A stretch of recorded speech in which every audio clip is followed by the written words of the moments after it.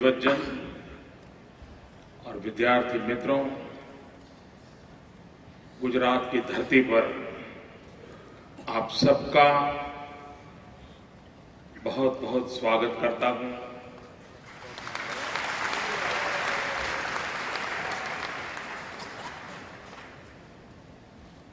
जिस स्थान पर यह कार्यक्रम हमारा चल रहा है, इस महात्मा मंदिर का निर्माण गुजरात की जब गोल्डन जुबिली ईयर हम मना रहे थे 2010 में, तब सोचा था कि गांधीनगर है तो गांधी जी की याद में भी कोई व्यवस्थाएं विकसित होनी चाहिए। और आपको आनंद होगा कि हमारे देश में भी ऐसा निर्माण 182 डेज में हो सकता है।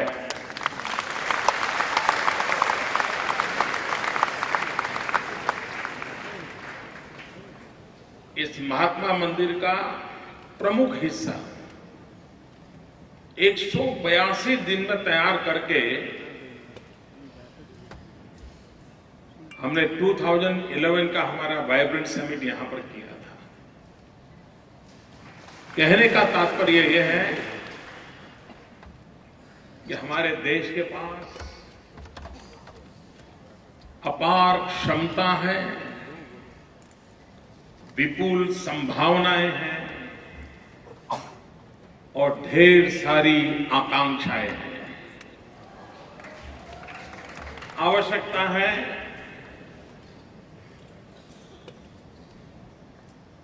उसको समझे, उसे जोड़ें और देशवासी इसके लिए जुट जाएं तो सब कुछ संभव है।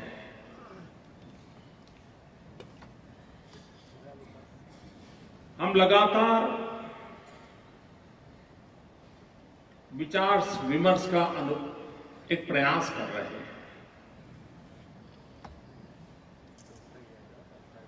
हमारा एक कन्विक्शन है कि देश के भिन्न भिन्न भागों से बहुत कुछ सीखा जा सकता है। देश के विद्वज्जनों से बहुत कुछ सीखा जा सकता है। दुनिया से भी बहुत कुछ सीख करके हमारे देश के काम लाया जा सकता है। तो ये अवसर हम गुजरात के लोगों के लिए सीखने का अवसर है, जानने का अवसर है, समझने का अवसर है और हमें ज्ञान देने के लिए, शिक्षा देने के लिए इतनी बड़ी मात्रा में आप आए हैं। इसलिए मैं हृदय से विशेष रूप से आपका अभिनंदन करता हूं, स्वागत करता हूं। एक प्रकार से भारत का युवा मन, एक प्रकार से भारत के युवा शिक्षा विद्या का रूप, इसका एक लघु रूप आज इस महात्मा मंदिर में इकट्ठा हुआ है। मुझे बताया गया इस कार्यक्रम में यूनियन टेरिटरी एंड स्टेट्स मिलाकर के 33 राज्यों से इस समारोह में लोग शरीक हुए हैं। हिंदुस्तान के 100 से अधिक वाइस चांसलर एंड डायरेक्टर इस समारोह में मौजूद है।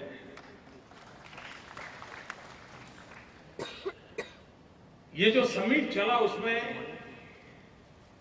विश्व में जिनकी गणना होती है, ऐसे स्कॉलर, इनोवेटर्स 84 जिन्होंने आकर के इन भिन्न भिन्न कॉन्फ्रेंस के हिस्सों को संबोधित किया है।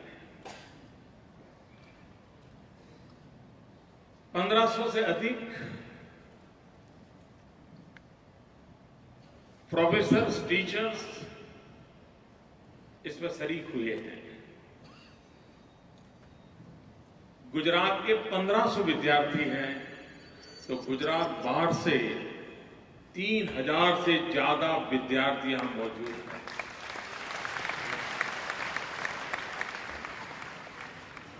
यहां करीब 40 देशों के 200 के अधिक स्टूडेंट्स भी मौजूद हैं।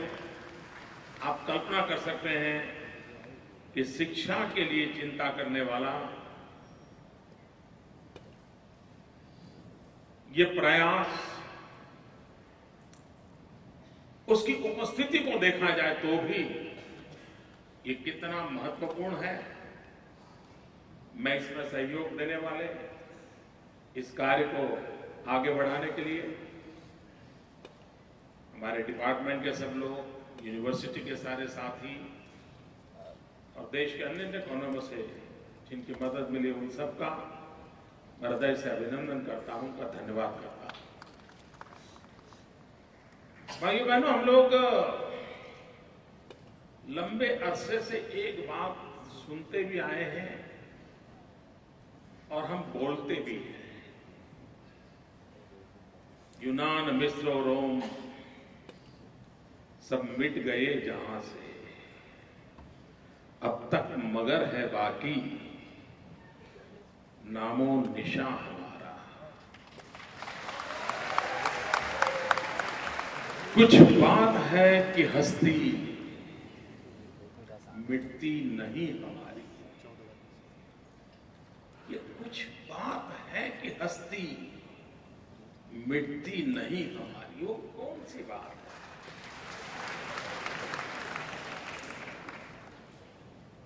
कभी तो सोचें, क्या कारण है? हजारों साल की ये परंपरा, हजारों साल पुराना ये समाज, ये हस्ती मिट्टी क्यों नहीं? हमले कम नहीं हुए, संकट कम नहीं आए, दुविधाएं नहीं है ऐसा नहीं है, प्रलोभन नहीं है ऐसा, सब कुछ हुआ। उसके बावजूद भी हस्ती मिटती नहीं हमारी। कारण क्या है? मतलब कई कारण कई लोग बता सकते हैं और हो भी सकते हैं, लेकिन मैं जो कारण देख रहा हूं वो है कि हमारे पूर्वजों ने जो इन्वेस्टमेंट किया था, वो इन्वेस्टमेंट था ह्यूमन वेल्थ के लिए इन्वेस्टमेंट किया था, मानव समाज के निर्माण के लिए शक्ति जुटाई थी। हर युग में, हर पल, हर समाज में, हर नेतृत्व ने निरंतर उसमें विकास किया था। व्यक्ति के निर्माण पर बल दिया गया और व्यक्ति के निर्माण में शिक्षा और दीक्षा, गुरु और शिष्य, संस्कार, संक्रमण, इन उत्तम परंपराओं को हमने विकसित किया और जिसके कारण एक ऐसे समाज की रचना हुई जो ज्ञान पर आधारित थी,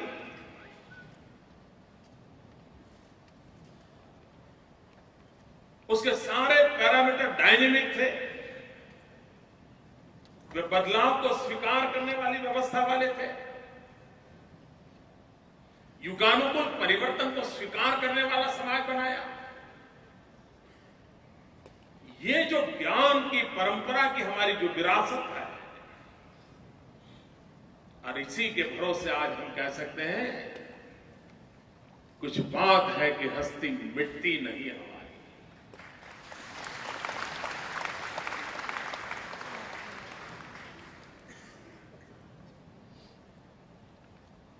और इसलिए अंग्रेजों ने बड़ी चतुराई कठिनाई से,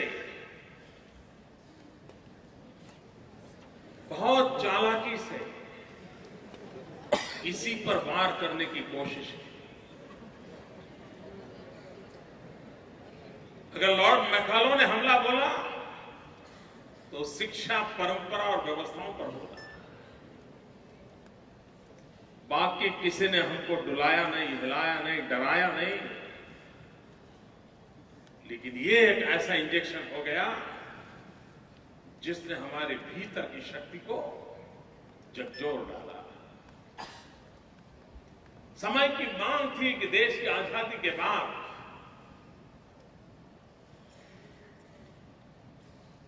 विश्व को क्या चाहिए, आने वाली कल कैसी होगी, समाज कैसा होना चाहिए, क्या यह देश विश्व को कुछ देने का सामर्थ्य रखता है कि नहीं रखता? क्या इस देश ने विश्व को देने का अपना मन बनाना चाहिए कि नहीं बनाना चाहिए? क्या ऐसे बड़े सपने संजोने चाहिए कि नहीं संजोने चाहिए? उन मूलभूत बातों को अगर उठाया होता और उसी को लेकर के अगर हम आगे चले होते तो हमारी उन पुरानी विरासत, उसकी जो अच्छाइयां हैं उसको आगे लेते हुए, उसमें जो आधुनिकता के बदलाव की जरूरत थी उस बदलाव को स्वीकार करते हुए हम नवी व्यवस्थाओं को विकसित करने का प्रयास करते तो आज हम विश्व को कुछ देने के लिए योग्य बन जाते हैं। लेकिन भाइयों बहनों, अभी भी वक्त है। कुछ कठिनाइयां जरूर होगी, लेकिन रास्ते अब भी खोजे जा सकते हैं, मंजिल अब भी पार की जा सकती है और मानव जात के कल्याण के लिए एक नई ऊर्जा का स्रोत ये हमारी पवित्र भारत माता की भूमि बन सकती है। ये सपने हमने संजोने चाहिए।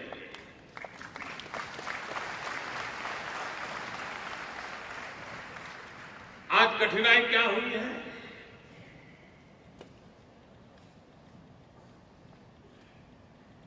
कभी हम सोचे हमारा शिशु मंदिर का बालक वहां से लेकर के यूनिवर्सिटी में रिसर्च स्कॉलर बनने तक की यात्रा में कभी सवाल उठता है, कोई लिंक है क्या हर जगह पे हमें बिखराव नजर आता है? अगर ये पूरी विकास यात्रा इंटीग्रल नहीं है, अगर वो सर्कल के रूप में है, छोटा सर्कल, फिर बड़ा सर्कल, उससे बड़ा सर्कल, उससे सर्कल, तो मैं समझता हूं मनुष्य के विकास के उसको जोड़ेगा नहीं। अगर वो छोटे सर्कल में है तो वहीं रहेगा, बड़े सर्कल में तो वहीं रहेगा, उससे बड़े सर्कल में तो वहीं रहेगा, उसी में घूमता रहेगा। और इसलिए जब हम इंटीग्रल की बात करते हैं तब एक छोर से हम शुरू करें, राउंड करते करते करते करते उसी सर्कल को बढ़ाते चले, विस्तार करते चले व्यक्तित्व का, जो व्यक्ति से लेकर के समूह से समाज से समष्टि तक अगर उस यात्रा को आगे बढ़ाता है तो उसका व्यक्तित्व का विकास होता है। हम वो लोग हैं जिसने कहा है कि नर करनी करे तो नारायण हो जाए। हमारे यहां ये कल्पना नहीं कोई ईश्वर पैदा होता, ये कल्पना नहीं है। हमारे यहां है कल्पना कि नर करनी करे तो नारायण हो जाए, यानी व्यक्ति के विकास की ऊंचाई को ईश्वर तक ले जाने का सामर्थ्य हमारी सोच में रहा। हमें आवश्यकता है कि उसके लिए नई व्यवस्थाओं को विकसित करना पड़ेगा। हमने एक छोटा प्रयास किया। हम सब जानते हैं कि हमारे यहां एक पूरे देश में एक व्यवस्था है, अंग्रेजों के जमाने से आई होगी।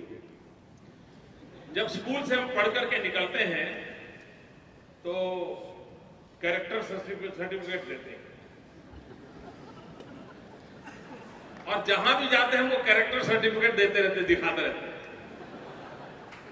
और देश के करोड़ों करोड़ों नागरिक के कैरेक्टर सर्टिफिकेट के शब्द एक ही प्रकार के हैं।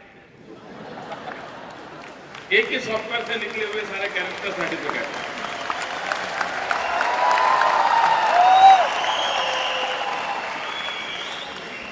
देने वाले को भी पता है क्यों दे रहा है, लेने वाले को भी पता है क्यों ले रहा है, फिर भी गाड़ी चल रही है। किसी ने सवाल पूछा कि क्यों, क्या उपयोग है इसका, किसी ने पूछा क्या? और मुझे बताइए, सर्टिफिकेट मिल गया तो मान लिया जाए?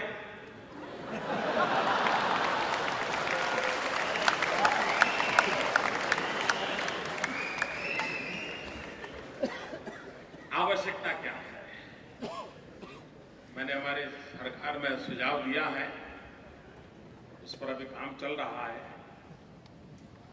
क्यों न हम बालक को एप्टीट्यूड सर्टिफिकेट दें।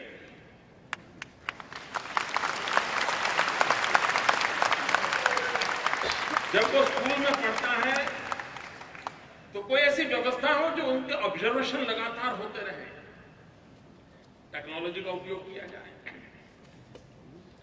बारी बारी से उनसे संवाद करके निकाला जाए, उनकी दिनचर्या को देखा जाए, उनके फैमिली को देखा जाए, तो ध्यान में आएगा कि भाई ये बड़ा साहसिक है, में एप्टीट्यूड है। क्यों न उसको प्रेरित किया जाए, कभी सेना के जवानों से मिलवाया जाए, कभी आर्मी कैंटोनमेंट देखने के लिए लिया जाए, ऐसे बच्चों का टूर प्रोग्राम भी वही हो, लगे हाँ यार जिंदगी है तो।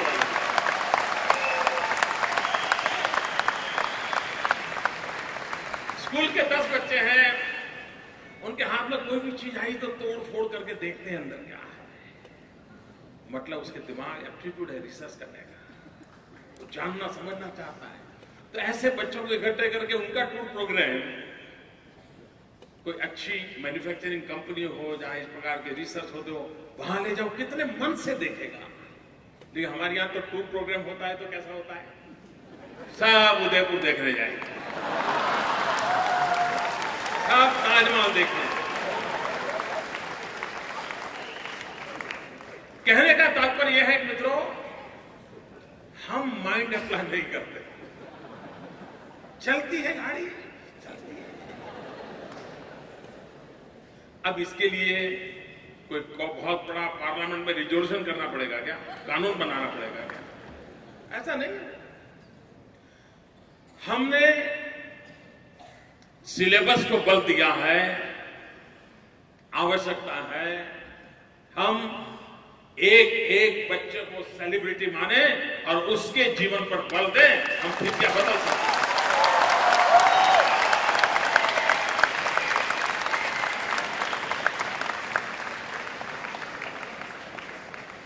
मित्रों, समाज का और इन व्यवस्थाओं का डिस्कनेक्ट कैसा हुआ है? शायद 4-6 महीने पहले की बात थी, मैं रात देर से आया तो ऐसे ही दिन भर क्या खबरें होंगी तो मन कर गया टीवी देखें, हमने टीवी चालू किया। उस टीवी पर एक ऐसा विवाद चल रहा था कि किसी स्कूल में बच्चे सफाई का काम कर रहे थे, झाड़ू पोता कर रहे थे, अपनी स्कूल साफ कर रहे थे, और विवाद ये था कि बच्चों से ऐसा काम क्यों लिया जाता है।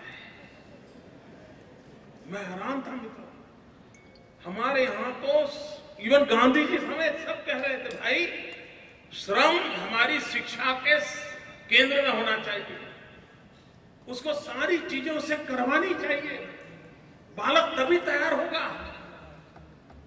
हमारे देश का वर्तमान मीडिया की वो जो भी चैनल हो, मैं सबको दोष नहीं दे सकता हूं, जिसने भी किया मैं हैरान था। अब पता नहीं उस बच्चे, उनके कोई से बच्चे को स्कूल में एडमिशन न मिला और झगड़ा हो गया हो तो मुझे मालूम नहीं। लेकिन अगर हम श्रम कार्य, ये हमारे देश में शिक्षा का हिस्सा था, लेकिन आज माना जाता है कि ये जो शिक्षा के व्यापारी लोग हैं, ये बच्चों का एक्सप्लॉयटेशन कर रहे हैं, किडनैप कर रहे हैं, फलाना कर रहे हैं।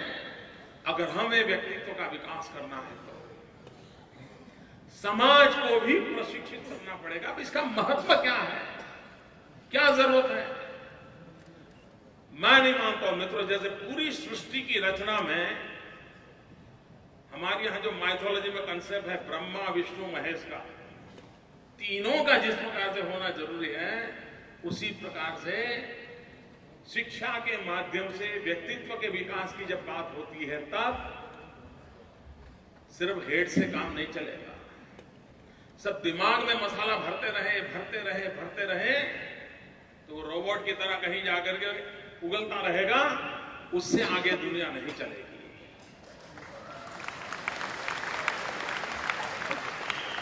और इसलिए सिर्फ हेड नहीं, हार्ट, हेड एंड हैंड, जैसे ब्रह्मा विष्णु महेश पूरी सृष्टि के सर्जन के लिए जरूरी है, उसी प्रकार से हमारी पूरी कार्यशैली के बीच में इन तीनों चीजों का मेल होना जरूरत है, हार्ट, हेड एंड हैंड। उसकी उर्मियां, उसकी भावनाओं, उसके भीतर पड़ी हुई ललक, उसके हृदय के स्पंदन उस व्यक्तित्व के साथ जुड़े हुए होते हैं। उसका हेड जितना सामर्थ्यवान होगा, जितना फर्टाइल होगा, जितना इनोवेटिव होगा, जितना क्रिएटिव होगा, वो एक ताकत के रूप में उभरेगा। लेकिन अगर उसके हैंड बेकार है, कौशल्य नहीं है, अगर वो किसी के काम नहीं आते हैं या किसी काम में जुड़ते नहीं है, तो उस व्यक्ति का और एक अच्छी किताब के बीच में कोई फर्क नहीं है। हमें इंसान किताब के रूप में नहीं चाहिए, हमें इंसान जीती जागती व्यवस्था के रूप में चाहिए, जो व्यवस्थाओं को विकसित करने का हिस्सा बनना चाहिए। और इसलिए हमारी शिक्षा मनुष्य के उस रूप को बनाने में आज कामयाब है कि नहीं, उस तराजू पर तोलने की आवश्यकता है। और जब मैं हैंड की बात करता हूं, तब आप देखिए प्राइमरी स्कूल में जितने बच्चे दाखिल होते हैं, उसमें से कुछ छूट जाते हैं, थोड़े आगे सेकेंडरी में जाते हैं, फिर कुछ छूट जाते हैं, फिर हायर सेकेंडरी जाते हैं, फिर कुछ छूट जाते हैं, फिर कॉलेज में जाते हैं। कुछ तो कॉलेज में इसलिए जाते हैं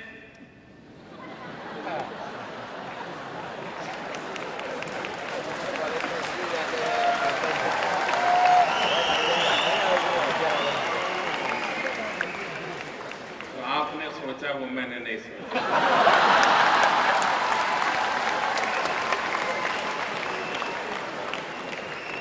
कुछ इसलिए जाते हैं, जाए तो जाए कहां।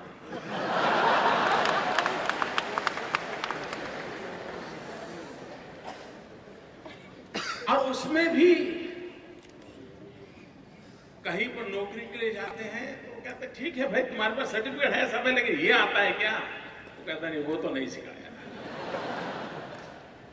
तो फिर उसको लगता है यार मैंने जिंदगी क्यों खराब की, 4 साल कॉलेज में क्यों गया। हमारी शिक्षा व्यवस्था से उस प्रकार के जीवन तैयार हो, उस प्रकार की शख्सियत तैयार हो, उस प्रकार की शक्ति तैयार हो जिसको समाज खोजता हो। अरे भाई मेरे यहां आओ, जरूरत है, तुम्हारे पास ताकत है, मेरे यहां तुम काम लगाओ, हम मिलकर के कुछ करेंगे। ये स्थिति हमने पैदा करनी चाहिए। और हमारी कोशिश है कि व्यक्तित्व को उस दिशा में ले जाना। उसी प्रकार से पता नहीं क्यों हमारे यहां व्हाइट कॉलर जॉब, इसका पता नहीं क्या ऐसा बन गया है जिसने हमारा बहुत नुकसान किया है। कोई छोटा मोटा काम करना यानी बुरा है, ये सोच बन गई है। धीरे धीरे बदलाव आने लगा है। उसको भी लगता है कि मैं कुछ ऐसा नया करूं, कुछ अच्छा काम करूं। ये हम समाज का स्वभाव कैसे बनाएं कि बैंक में जाकर के टेबल पर फाइलों पे साइन करने के बजाय या चेकबुक गिनते रहने के बजाय भी तो कोई काम हो सकता है दुनिया में। एक बार मैं एग्रीकल्चर के कार्यक्रम में गया था, हमारे कृषि विभाग का कार्यक्रम था, और किसानों को अवार्ड देना था। मैं गया तो मैंने सोचा गए सब वयोवृद्ध तपोवृद्ध लोग होंगे।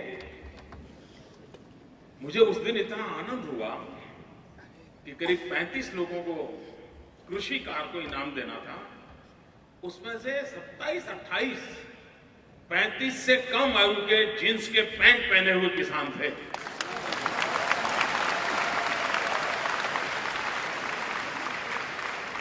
मन को इतना आनंद हुआ कि नई पीढ़ी में भी अब एक बदलाव आया है। मुझे अभी कुछ विदेश से 1-2 लड़के आए थे, मिलने आए थे, तो कुछ करना चाहते हैं। मैंने क्या सोचे?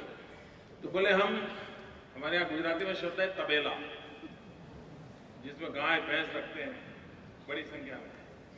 आज उसको डेयरी कहते हैं।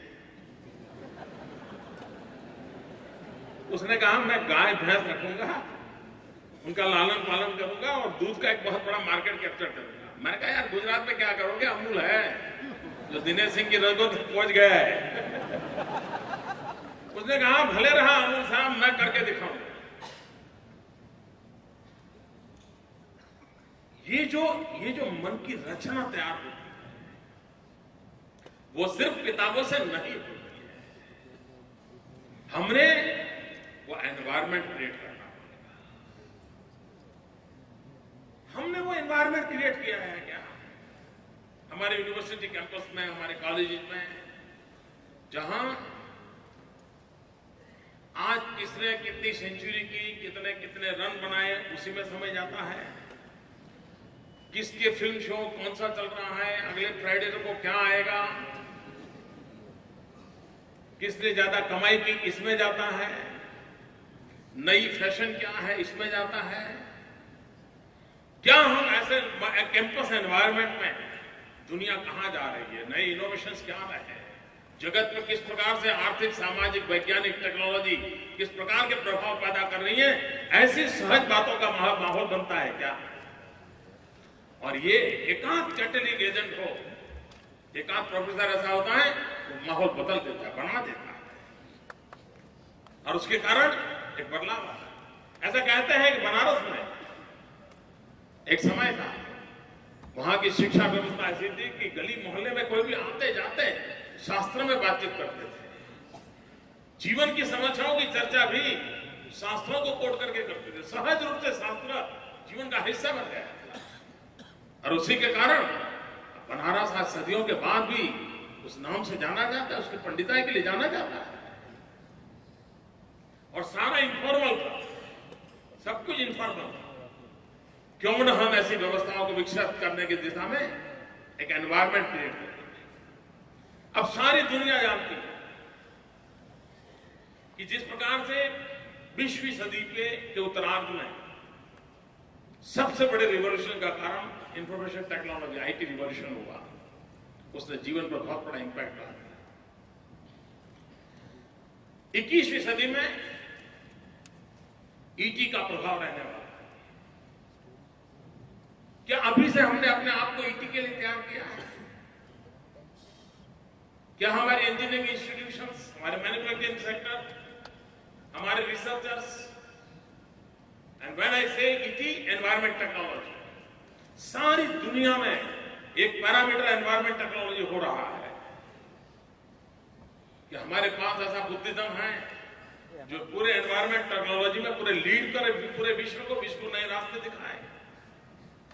अगर आईटी के माध्यम से हम जगत के अंदर अपनी जगह बना पाए, हमारी इंजीनियरिंग स्किल के माध्यम से ईटी के क्षेत्र में भी 21वीं सदी में हम जगत में अपनी जगह बना सकते हैं।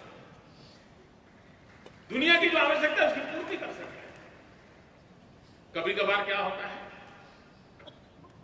हमारे यहां हमने आईटीआई का जो स्ट्रक्चर है, यानी जो स्किल डेवलपमेंट का हो या टेक्नोलॉजिकल एजुकेशन का हो, उसका शिशु मंदिर यानी आईटीआई है, उसकी सबसे नीची धरती की इकाई छोटे छोटे बदलाव किए। हमारे राजेंद्र जी भी कह रहे थे इंटरडिसिप्लिन का विषय है, कुछ चीजें कैसे बदलाव आती है, हमने प्रतिष्ठा कैसे देनी चाहिए। एक छोटा सा प्रयोग हमारे यहां किया है कि जो बच्चे 7वीं कक्षा 8वीं कक्षा बेचारे आगे पढ़ नहीं पाते हैं या पढ़ने की इच्छा नहीं होती है, मन नहीं है, संजोग नहीं है, आखिरकार चलो यार रोजी रोटी कमाने के लिए कुछ सीखना पड़ेगा, प्लम्बर बनना पड़ेगा, फिटर बनना पड़ेगा, टर्नर बनना पड़ेगा, वायरमैन बनना पड़ेगा, और कोई उंगली पकड़ के ले जाता है तो ITI में चला जाता है। और तब उसकी मैच्योरिटी शुरू होती है, उसको लगता है यार मेरे तो स्कूल छोड़ दी, जीवन बर्बाद हो गया, कुछ करना चाहिए। लेकिन व्यवस्था ऐसी है कि वहां दरवाजे बंद हो जाते हैं, वो आगे बढ़ी, मन में उसकी इच्छा तो जगी, लेकिन हम उसकी इच्छा के अनुकूल कोई व्यवस्था विकसित नहीं करते। एक छोटा सा प्रयास हमने किया कि जो बच्चा 7वीं कक्षा से स्कूल छोड़ दी है, 7वीं 8वीं 9वीं 10वीं, और मान लीजिए वो ITI करता है और 2 साल करता है, तो हमने उसको इक्विवेलेंट टू 10th मान लिया और उसको सर्टिफिकेट दे दिया। वो बाहर ITI कहने से शर्माता था बेचारा, कोई पूछता था क्या पढ़ते हो, तो दूसरे विषय में तो उसको शर्म आती थी, इसके कारण उसका कॉन्फिडेंस बढ़ा। नहीं मैं 10th पास हूं, तो अपने यारों को दोस्तों के बीच में कह रहा है। जो 10th होकर के ITI में गया और 2 साल किया, हमने इक्विवेलेंट टू 12th बना दिया उसको। वो कहने लगा मैंने 12th पास किया है। 12th का इक्विवेलेंट बनाने के कारण उसके लिए डिप्लोमा इंजीनियरिंग में एडमिशन के लिए दरवाजे हमने खोल दिए। यूं तो स्कूल छोड़ दी थी 8वीं कक्षा में, लेकिन इस ITI के कारण उसकी जो टैलेंट थी, उसका जो एप्टीट्यूड था, उसको अवसर मिला तो वो चला आया, डिप्लोमा इंजीनियरिंग गया, और उसको इन विषयों में रुचि होने के कारण वो बहुत आसानी से 8वीं कक्षा में पढ़ाई छोड़ने वाला बच्चा इंजीनियरिंग पढ़ने चला गया, डिग्री इंजीनियरिंग की ओर चला गया। हमें दरवाजे खोलने होंगे। हम 8वीं 9वीं 10वीं कक्षा की उस कारणों से जिसने अपने जीवन को बेचारा रुक गया है, उसको रुकने न दे। हमें दरवाजे खोलने होंगे, उसको अवसर देना पड़ेगा। और इसके लिए हमारे शिक्षा शास्त्री यहां बैठे, हम इस बदलाव को कैसे एडॉप्ट कर सकते हैं, और एडॉप्ट करके तो उसके विकास के लिए हम क्या कर सकते हैं। क्या ना हम बच्चों को उसके एप्टीट्यूड के अनुसार कोई काम दे सकते हैं। मैं बताऊं, गुजरात में सरकार में मैंने एक प्रयोग किया। वैसे वो सरकारी व्यवस्था में इस प्रकार का प्रयोग करने के लिए बहुत बड़ी हिम्मत लगती है, और वो जरा मेरे में ज्यादा ही है।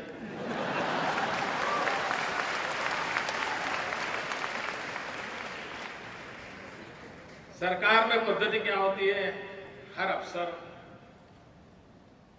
ऊपर से नीचे तक और नीचे से ऊपर तक जो निर्धारित काम है उसी के दायरे में अपना अपना सोचता रहता है, करता रहता है, और धीरे धीरे वो रोबोट जैसा हो जाता है। उसको मालूम है कि दिन में 6 फाइल आने वाली है, ऐसा ऐसा कर रहा है, तो सब मालूम होता है उसको, वो ज्यादा नहीं है। हमने एक छोटा प्रयोग किया, हमने अफसरों के लिए कार्यक्रम बनाया, स्वांतः सुखाय। सरकारी कामकाज के अलावा उसके मन को जो आनंद दे, ऐसा एक काम वो चुने और वो करे। मुझे इतना आश्चर्यजनक परिणाम मिले हैं कि सैकड़ों हमारे सरकारी अधिकारी उनकी निर्धारित नौकरी के अलावा अपनी पसंद का एक काम लेते हैं, उसमें जी जान से जुड़ जाते हैं, इतने इनोवेटिव होते हैं, इतने रिसोर्स मोबिलाइज करते हैं, और साल 2 साल में उस काम को पूरा करते हैं। ट्रांसफर हो जाती है, ट्रांसफर होने के बाद भी अपने यार रिश्तेदार दोस्त आते हैं तो वहां जरूर जाते हैं। देखो मैं जब यहां कलेक्टर था तो मैंने ये काम किया था। उसको इतना संतोष मिलता है जीवन का, उसके एप्टीट्यूड के अनुकूल उसको एक अवसर दिया जाए। अगर इतनी जड़वे सलाख सरकारी व्यवस्था में यह हो सकता है तो शिक्षा में तो आसानी से हो सकता है, ये मेरा मानना है।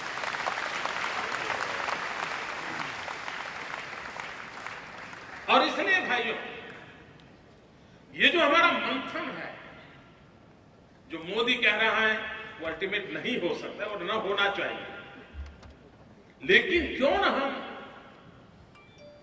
इस जोत को जलाए तो सही, शुरू तो करे, कहीं तो स्पार्क तो करे, मिले बैठे और सपना देखें 21वीं सदी में विश्व को कुछ देने का सामर्थ्य देखें।